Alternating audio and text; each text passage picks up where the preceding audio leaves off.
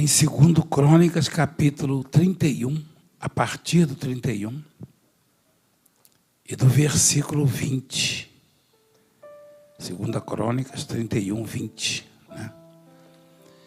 Assim fez Ezequias em todo Judá. Fez o que era bom, reto e verdadeiro perante o Senhor, seu Deus. Olha o que o rei fez. E é isso que se espera de um rei, ou de um pastor, ou de um bispo, de um pregador, de um missionário, de um obreiro, de um ser humano, de um cristão, de um homem de Deus, de uma mulher de Deus. Ninguém espera outra coisa. O rei Ezequias fez o quê? Ele fez o que era bom, reto e verdadeiro perante o Senhor, seu Deus.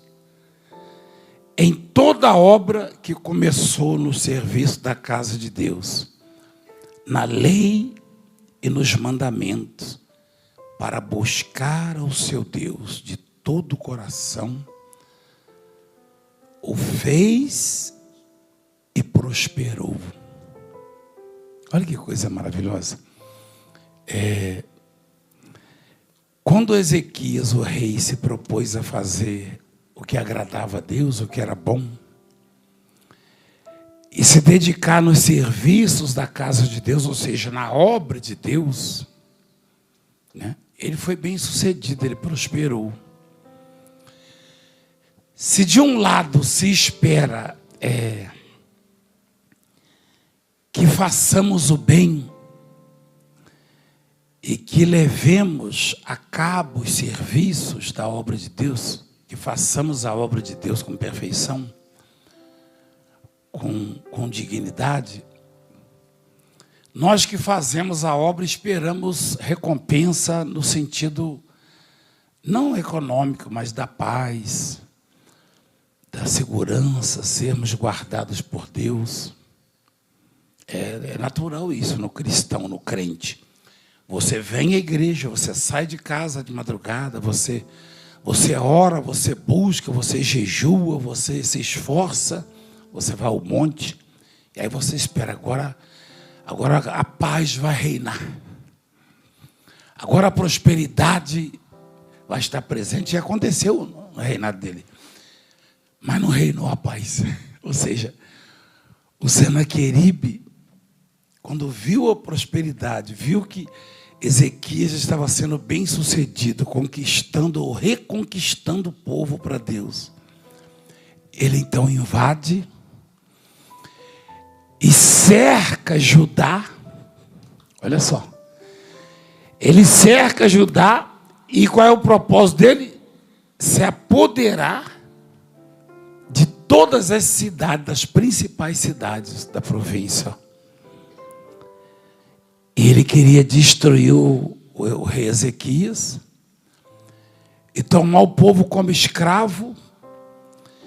E aquelas conquistas, até então, que o povo de Deus havia conseguido, através do rei Ezequias, porque tocaram o coração de Deus, fizeram uma reforma religiosa, como o rei Asa fez também, né? Sim, senhor. Finalmente o povo estava bem encaminhado pelo rei Ezequias, que era um sujeito temente, conhecedor da palavra, seguidor do Deus vivo. E o povo de Deus começou a prosperar e a buscar a Deus, tá? E o rei Senaqueribe, então, que já havia subjugado alguns reinos, depois dessas coisas e desta fidelidade, meu Deus, qual é o crente que vai esperar algum tipo de tempestade, de adversidade, de aparente derrota depois da fidelidade? Não. Quando se comete erros, infrações, pecados, se espera problemas. Depois que você pratica a fidelidade, a obediência, o que você espera? Você espera coisas boas. Coisas boas, né? Tá? Aí vem quem? Vem o Senaqueribe, né, o rei da Síria. E ele já havia subjugado muitos reinos. E ele diz nas próprias palavras dele, ele cerca as cidades, ele cerca o povo de Deus, e como o seu exército era poderoso na terra, ele já havia derrotado muitos países, muitas nações. Quando uma nação batia de frente com ele humilhava e ele perguntava qual é o Deus dessa nação. É tal, então eu derroto ele também. E derrotava mesmo, porque só há um Deus. Eles não eram deuses, na verdade. Não, deuses pagãos, deuses inventados pelos homens. E o que ele tinha em mente, o Senaqueribe? Que Judá, que aparentemente era muito mais vulnerável do que as nações que ele já havia subjugado, também seria facilmente dominada. Judá era pequenininha. Judá era insignificante, era uma província, era insignificante assim para o mundo, né? Hoje não mudou muito, eles olham para nós. Quantas autoridades já me humilharam dizendo perguntando de quem eu era amigo para me defender dele, que ele era amigo do presidente. Olha só. Quantas autoridades já tentaram destruir a obra de Deus? Esses crentes não são de nada, esses pastores, vamos arrumar um problema para eles.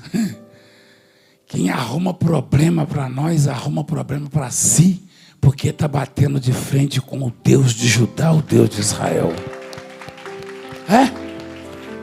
É bom saber disso. Está lutando contra Deus. O sujeito vai lá e mexe, usa de influência, de corrupção, de banditismo, e pensa que vai passar impune, que vai sair triunfando. Não vai. Não vai. Ninguém, acho que nem os generais, os coronéis,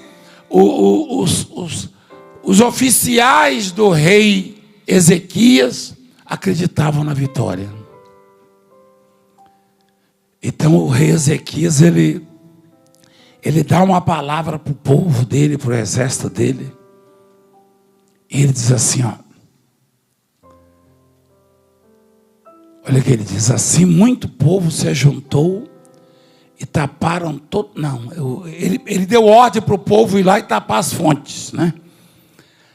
Aí ele cobrou ânimo, restaurou todo o muro quebrado, e sobre ele ergueu torres, e levantou também o muro, e assim foi. Pôs oficiais, é porque o nosso pastor hoje não está muito inspirado para mostrar, né? O Ezequias falando para o povo, aí sim, agora você achou, né? Aí ele diz assim, sede fortes e corajosos, não temais. É isso aí que eu queria. Olha o que o rei Ezequias sabia que não era páreo para o Senaqueribe, que já havia derrotado muitas nações, e também não era com base na força bélica, ou na estratégia de guerra, ou na força do seu exército que ele estava disposto a enfrentá-los, não. Era com base no conhecimento de Deus. A mesma coisa somos nós. Nós vamos para uma batalha, eu particularmente não estou confiando em advogado, e nesse ou naquele, naquela autoridade política, não. Eu confio em Deus, eu confio na palavra. É no poder de Deus que nunca vai me deixar sozinho. Eu não confio em homens. Homens auxiliam, ajudam, prestam serviço. Os profissionais foram estabelecidos por Deus. Só que a nossa confiança, a nossa segurança estão em Deus. Eles só tiveram ânimo, apóstolo, não foi depois que reformaram o muro, fortaleceram as defesas, não. O ânimo veio depois que eles buscaram em Deus. Exatamente. Ali veio a força. Olha só, sede fortes e corajosos, não temais, nem vos assusteis por causa do rei da Síria, nem por causa de toda a multidão que está com ele, porque um há conosco maior do que o que está com ele. Ele falou mais ou menos como Josafá, né? Ele falou, um que está conosco é maior do que o que está com ele. Com ele está o braço de carne, mas conosco o Senhor, o nosso Deus, para nos ajudar a guerrear nossas guerras. O povo cobrou ânimo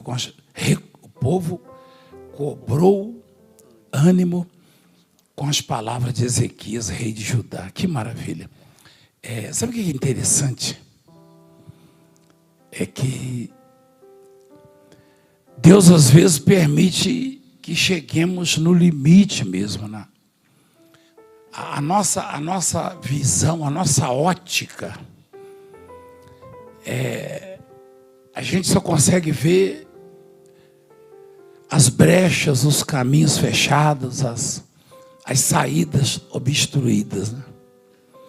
A gente olha assim e não vê como sair, como escapar, como superar. É o momento que Deus gosta de agir. Deus não divide a glória. Deus dá o que você quiser, prosperidade, bens, saúde, família abençoada. Então, Deus permite a gente chegar no limite. Deus permite você olhar assim e falar, puxa, agora eu estou acabado. Se você não buscar, não orar, não entrar no santuário, como foi pregado, acho que no Rio de Janeiro, foi aqui, não sei. Se você não entrar, aí você está derrotado. Mas se você entra no santuário, a solução vem. Deus, ele mostra a saída. Ela só existe para ele. Então, ele vai e mostra. Está aqui, ó, essa aqui, ó. Tá? E aí, o rei Ezequias orou, cobrou ânimo, e o povo acreditou. Tá? E o Senaqueribe, quando soube que Ezequias tinha falado, tinha um espião lá, hein? Tinha um espião lá. Aliás, um bom estrategista de guerra, ele usa de... A gente sempre viu isso nos filmes que falam da KGB, do FBI, né, que é a CIA. A gente sempre via o sujeito está lá, mas ele não é de lá. Com certeza tinha gente. Por isso que quando Deus revelava para o Eliseu, na época o rei lá falou, vem cá, quem dos nossos aqui é por ele, está entregando tudo, né? Só que aí era a revelação. Nesse caso aí, o Senaqueribe soube da fala do rei Ezequias e mandou um recado e falou, não se engane, ó.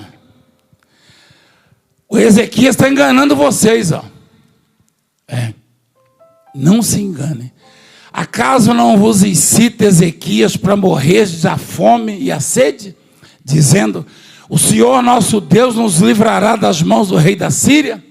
Isso é o Senaqueribe falando, não é Ezequias o mesmo que tirou os seus altos, seus altares e falou Judá e Jerusalém, dizendo, diante de apenas um altar vos prostrareis e sobre ele queimareis incenso. Ezequias, ele acabou com a idolatria do país, da província, da nação deles. Ele acabou com a idolatria. Ele falou, não, o nosso povo aqui só vai adorar um Deus, que é o Deus invisível. E você viu o que aconteceu? Eles estavam acostumados a adorar deuses que eles pudessem ver, que eles viam, feitos pelos homens. E o rei Ezequias falou, nós só vamos adorar um Deus, o Deus vivo, o Deus criador de todas as coisas. E o Senaqueribe pensou que podia jogar o povo contra Ezequias, falou, ele não proibiu vocês de ficar adorando o seu próprio Deus, o Deus de cada um. Ele falou, vamos nos prostrar diante de um só Deus. E vocês vão acreditar nele? Não sabeis vós o que eu e meus pais fizemos a todos os povos da terra, das terras? Acaso puderam, de qualquer maneira, os deuses dessas nações, ou daquelas terras, livrar o seu país das minhas mãos? Qual é de todos os deuses daquelas nações que meus pais destruíram, que pôde livrar o seu povo das minhas mãos? Para que o vosso Deus vos possa livrar das minhas mãos. Agora, pois, não vos engane Ezequias, nem vos incite assim, nem lhe deis crédito, porque nenhum Deus de nação alguma, nem de reino algum, pode livrar o seu povo das minhas mãos, nem das mãos de meus pais. Quanto menos vos poderá livrar o vosso Deus das minhas mãos. Meu Deus. Que arrogância, hein? Rapaz, esse é comum nos homens que recebem poder, você sabia? Infelizmente, o poder, seja ele do judiciário, político, qualquer poder, ou econômico, dá uma sensação de imunidade, tá? E o sujeito começa... Você pode ver que a maioria desses, morre à míngua em cima de uma cama. Olha o tipo de doença. Porque Deus se zanga, Deus se aborrece, Deus se entristece com isso. Isso é bater de frente com Deus, isso é desafiar Deus. E como Judá aparentemente era inferior a todas aquelas nações destruídas, mas aquelas não tinham o Deus vivo. Não tinham. A diferença está aí. A nossa diferença para os demais povos, a única diferença é o Deus que servimos. Não vem a nossa, na verdade não tem aparência. Essa diferença não está na aparência, que é uma coisa. O Moisés falou isso. Deus falou para Moisés: faz subir o povo e vai pelo deserto. Moisés falou: o senhor mandou eu subir, mas não falou quem vai conosco.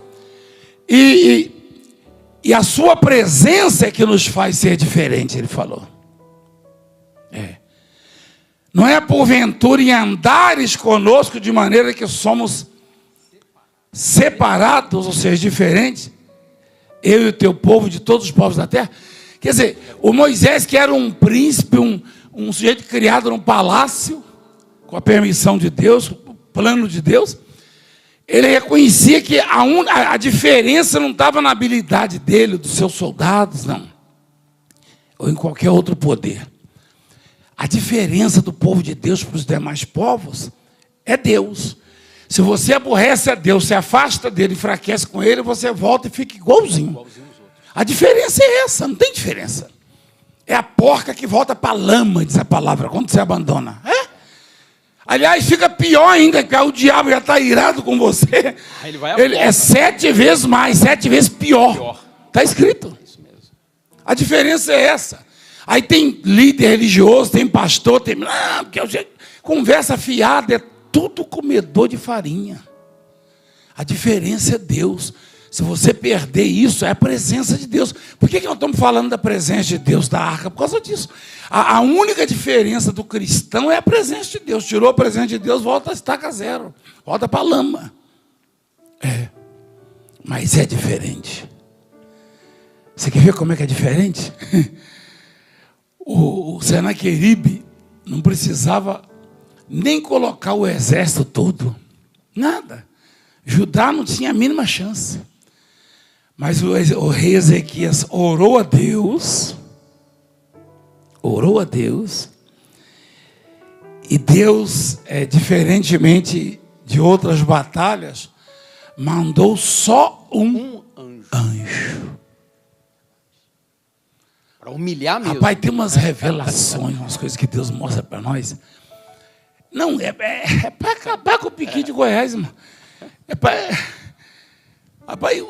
Você pode ver que o Senaqueribe ficou tão frustrado, tão envergonhado, desculpa a expressão, quando você solta fogos no São João, aquele cãozinho virado, põe a cauda, né? No meio das pernas e vai com medo, tadinho. Foi assim o rei.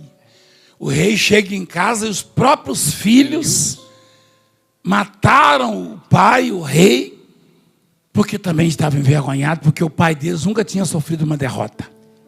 Ele estava adorando o Deus dele, que ele confiava tanto, na hora que os filhos foram lá e mataram ele. Que coisa, hein? Adorando um Deus derrotado, fracassado, que não deu... Sabia que tem muita gente derrotada, fracassada, que não atina que está errado e insiste no erro? Olha o sujeito, um rei. Se o cara acabou de ser derrotado pelo rei do Ezequias, pelo Deus do Ezequias, que o Judá era muito... Quer dizer, era claro e evidente que não foi o Ezequias, foi o anjo. Coloca lá, filho, Deus mandou quantos anjos? Um anjo. Meu Deus. Eu fico imaginando, eu estava lendo na madrugada. Desculpe interromper o senhor. Os homens valentes, o exército dele tinha homens valentes, de renome. Mas um anjo foi lá e acabou com todos eles. Então, mas o interessante é que, em outras ocasiões, Deus mandou anjos. Aliás, tem vezes que ele mandou exército de anjos. No caso do Eliseu mesmo, tá cheio de carros de fogo. Cavalos. Mas olha que interessante. Num dos maiores enfrentamentos que Judá teve, porque esse fato de ter mandado um anjo só, não foi só para humilhar o rei Senaqueribe. Foi também para Judá a entender que todo o controle está na mão de Deus, está no poder de Deus. Todo o controle. Todo o controle. Olha que interessante. Aí mandou um anjo e feriu aquela turma toda.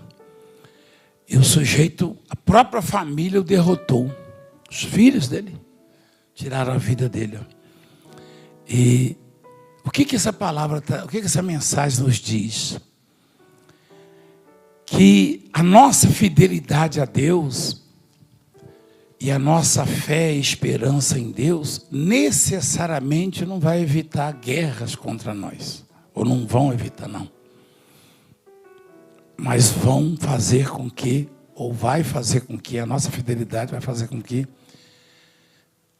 obtenhamos vitórias que para o mundo vai ser um escândalo. Como é que eles conseguiram isso? Aliás, eu já ouvi médicos dizendo, como é que esse quadro se reverteu? Eu já vi pessoas testemunhando também, dizendo, o meu vizinho falou, mas como é que você conseguiu isso? A explicação está na palavra de Deus. O Judá estava derrotado, ali era o fim de Judá, do povo de Deus, fim da igreja. E isso veio depois de uma o quê? Fidelidade, demonstração de boa vontade para com as coisas de Deus, coisas boas que o rei fez. Uma surpresa, né? Às vezes nós somos pegos de surpresa. A gente começa um propósito para se fortalecer, para buscar Deus. E aí parece que vem uma pandemia, tá? Seria mais ou menos como você se vacinar contra a gripe e contrair a gripe, o que é até natural. Né? Você se vacina contra determinada doença, né? E aí a doença vem. Só que não vem com aquela força para te destruir, mas para aumentar a imunidade, para estimular os agentes, né? Então assim é espiritual. A coisa é desse jeito.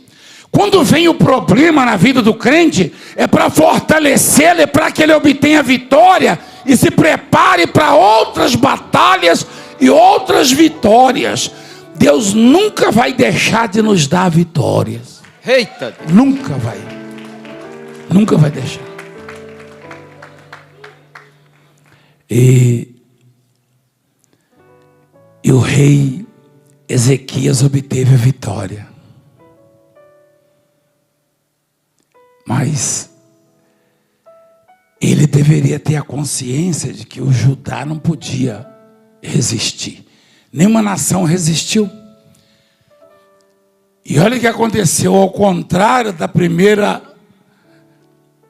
surpresa, porque eles foram fiéis, acabaram com a idolatria e veio o grande problema, problemão. Aí ele encheu o coração de orgulho, disso, olha lá, mas não correspondeu a Ezequias aos benefícios que lhe foram feitos. Porque os tapinhas nas costas.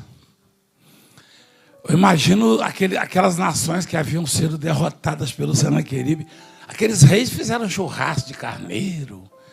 Vamos chamar o rei. Aliás, ele foi muito abençoado. Ele recebeu muitos presentes. Muitos presentes. E eu imagino os reis chegando. Rei Ezequias, o senhor é o nosso líder agora. Vamos fazer um grupo aqui de WhatsApp. O senhor é o, né? Aí ele, que nada, mais ou menos, né? Começa assim, não, eu não. Aí depois, mais ou menos, nem tanto. E pronto, aí ó.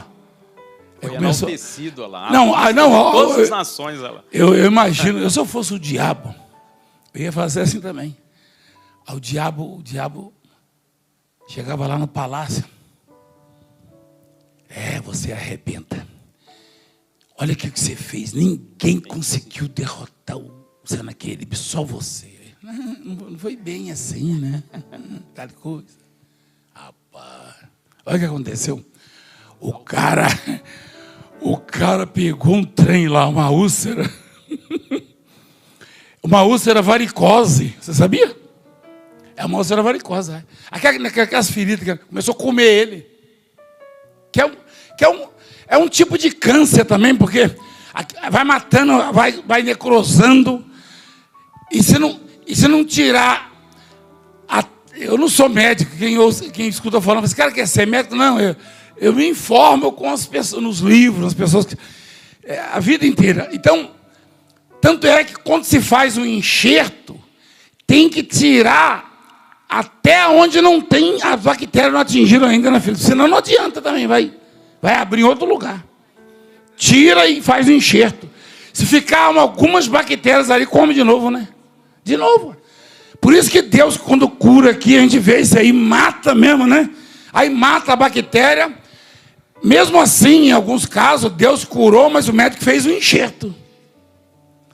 Mas aí a bactéria não proliferou, não multiplicou. Então, o Ezequias estava sendo comido, rapaz. Comido. Porque a soberba, o orgulho faz isso. Achar que sabe que tem. Você sabe que bispos, tem muitos bispos assistindo, eu até recomendo para eles assistirem, porque... Sim, senhor.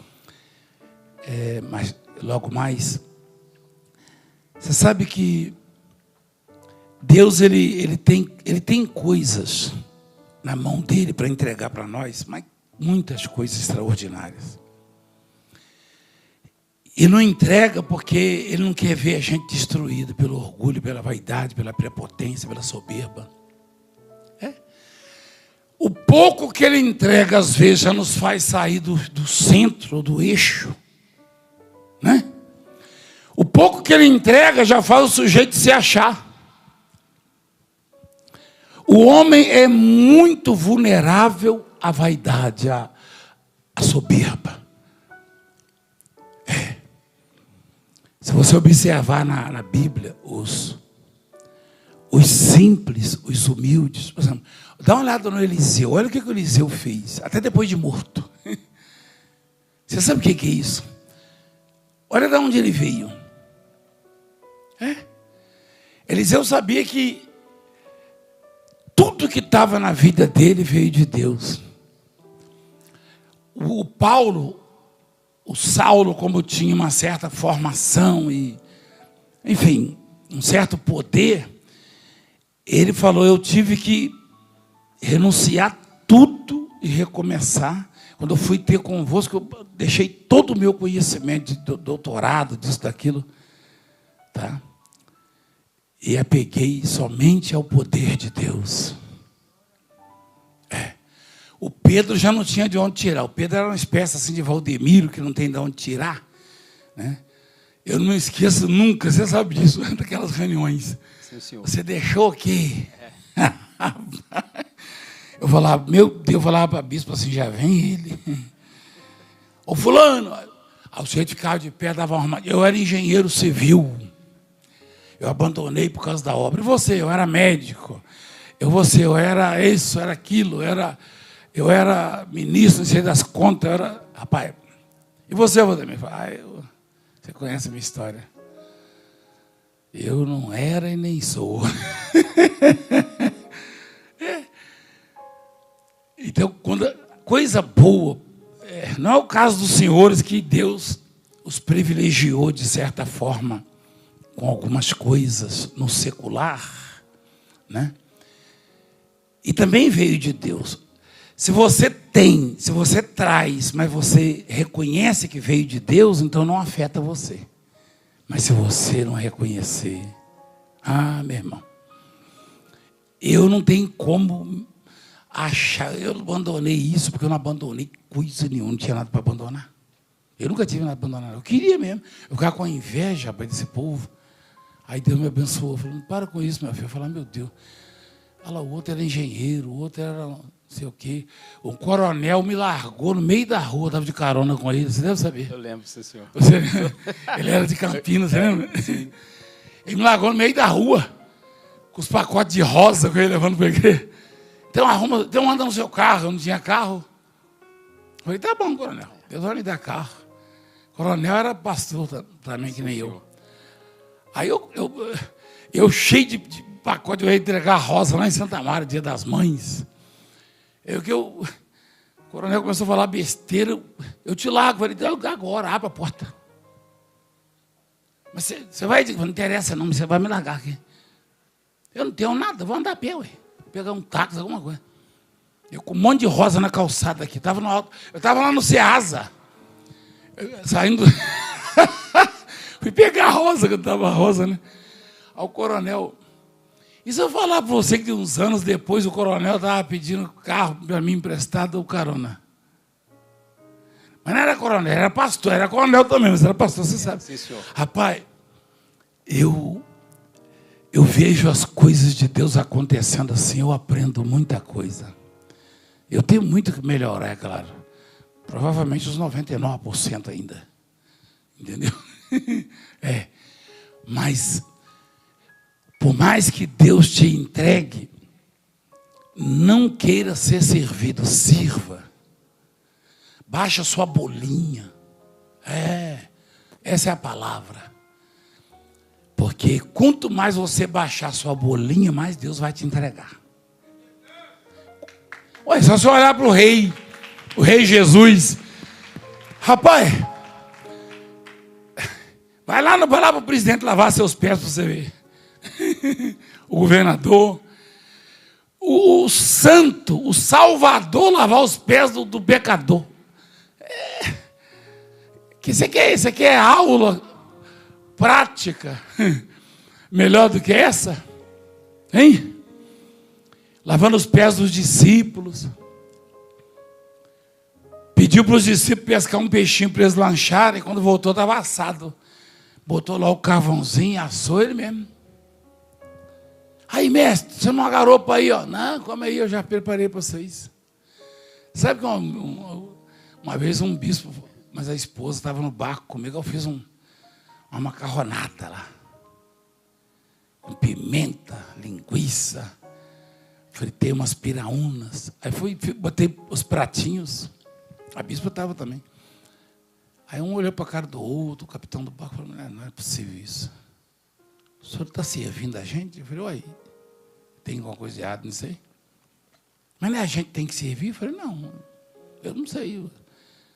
Eu gosto de fazer isso, porque eu não sou santo, o santo fez isso. O santo fez comida para os discípulos, O santo lavou os pés. Eu escuto muita gente falar que Jesus ele lavou os pés dos discípulos. Eu nunca ouvi falar que ele fez comida para ele, mas ele fez comida, ele assou o peixe para eles. Ele assou o peixe para eles na praia. Pão sob brasas. E você acha que ele assou com víscera e tudo? Limpou. Imagina Jesus limpando o peixe para os outros. Rapaz, tem umas coisas que você precisa pensar, né? Quando você lê lá. O peixe estava assadinho. Ele limpou, ele escamou. Escamar que fala, filho? É tirar a escama, né? Como é que é? Escamar mesmo, né?